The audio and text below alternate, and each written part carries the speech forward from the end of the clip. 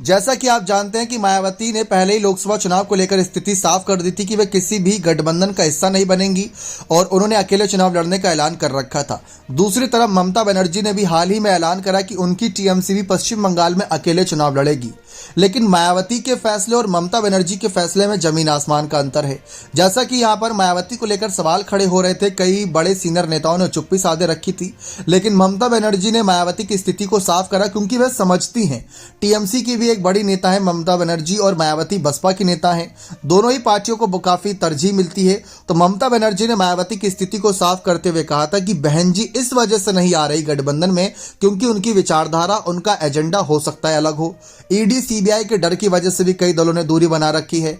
दूसरा ये उन्होंने कहा कि अगर मायावती अकेले चुनाव लड़ना चाहते तो किसी पर हम दबाव नहीं डाल सकते, गठबंधन के लिए मजबूर नहीं कर सकते। हर किसी की अलग विचारधारा होती है, एजेंडा होता है। हो सकता है कि उनके राज्य में उनको लगता हो कि अकेले चुनाव लड़के उनको फायदा मिलेगा। अब आपको बताते हैं कि मायावती के अकेले चुनाव लड़ने के फैसले में और ममता बनर्जी के अकेले चुनाव लड़ने के फैसले में कितना अंतर है। दरअसल कांग्रेस को यह विश्वास है कि अगर टीएमसी पश्चिम बंगाल से ज्यादा सीटें निकालती है तो वह इंडिया दल को हंसते हंसते समर्थन कर देंगी। लेकिन मायावती के मामले में यह उलट है। मायावती ने साफ कहा है कि वे अकेले ही चुनाव लड़ेंगे और नतीजों का जो भी होगा उसको अकेले ही देखेंगी। लेकिन ममता बनर्जी इंडिया अलायंस की शुरुआती 4-5 बैठक में शामिल हुई थी। उन्होंने एक दलित प्रधानमंत्री को आगे करने की, यानी कि मल्लिकार्जुन खड़गे को आगे करने की मांग तक रख दी थी। उसमें सहमति भी केजरीवाल ने जताई थी। यानी कि मायावती के अलग बिल्कुल ममता बनर्जी ने काफी हद तक इंडिया दल का साथ दिया और ऐसा नहीं दिखाया कि वे खिलाफ हैं। ममता बनर्जी के हालात ऐसे हैं कि वे ये देख रही हैं कि अगर पश्चिम बंगाल में कांग्रेस का समर्थन मिल भी जाएगा तो भी उन्हें ज्यादा फायदा नहीं है क्योंकि पश्चिम बंगाल में पिछली बार कांग्रेस एक ही सीट जीत पाई थी करीब और 2 सीट की इस बार मांग कर रही है। तो वह हालातों को ध्यान में रखकर ममता बनर्जी ने वह फैसला लिया। और अगर ऐसा ही कुछ फैसला मायावती भी लेती, वह पहले इंडिया अलायंस के साथ जुड़ती, बातचीत करती और उनको लगता कि उत्तर प्रदेश में अगर ममता, लालू, नीतीश, शरद पवार के वोट मांगने से वोट नहीं मिलेगा तो वह गठबंधन से अलग हो जाती, अकेले चुनाव लड़ती, लेकिन विपक्ष के खिलाफ नहीं रहती, यानी कि इंडिया अलायंस के खिलाफ नहीं रहती, खिलाफ पूरी तरीके से एनडीए के रहती।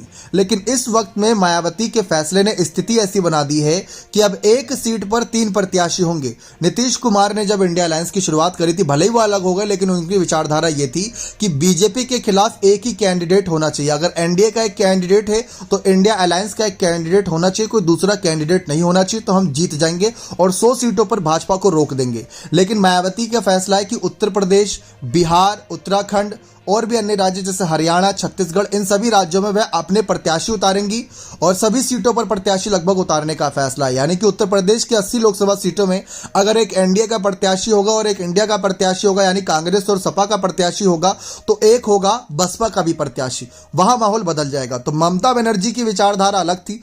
उनको पता चल चुका था कि 42 सीटों में कांग्रेस का कोई बड़ा खेल नहीं होने वाला और ना ही ममता बनर्जी अगर उत्तर प्रदेश, बिहार या फिर कहीं ना कहीं दिल्ली जाकर वोट मांगेगी तो वोट मिलेगा। हाँ, उनका चेहरा आगे रखा जाएगा तो इंडिया अलायंस को फायदा जरूर मिलेगा। लेकिन ममता बनर्जी के फैसले और मायावती के फैसले में जमीन आसमान का अंतर इस विचारधारा को लेकर है। ममता ने थोड़ा बहुत साथ दिया लेकिन मायावती बिल्कुल ही उलट चली है। मायावती ने कांग्रेस की और इंडिया अलायंस की विचारधारा को पूंजीवादी और तमाम ना जाने क्या क्या बातें कह दी थी।